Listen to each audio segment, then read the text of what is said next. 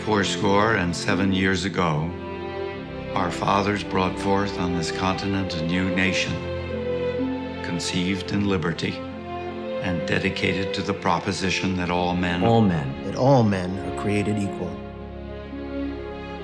Now we are engaged in a great civil war, testing whether that nation or any nation so conceived and so dedicated can long endure. We are met on a great battlefield of that war.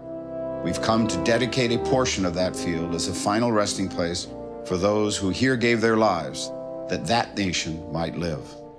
It is altogether fitting and proper that we should do this. But in a larger sense, we cannot dedicate, we cannot consecrate, we cannot hallow this ground. The brave men, living and dead, who struggled here have consecrated it. Far above our poor power to add or detract. The world will little note nor long remember what we say here, but it can never forget. But it can never forget what they did here.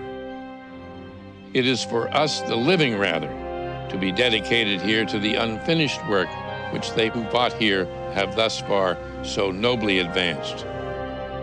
It is rather for us to be here dedicated to the great task remaining before us. That from these honored dead we take increased devotion to that cause for which they gave the last full measure of devotion. That we here highly resolve that these dead shall not have died in vain.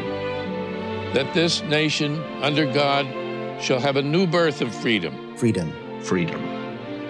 And that government of the people, by the people, for the people, shall not perish from the earth.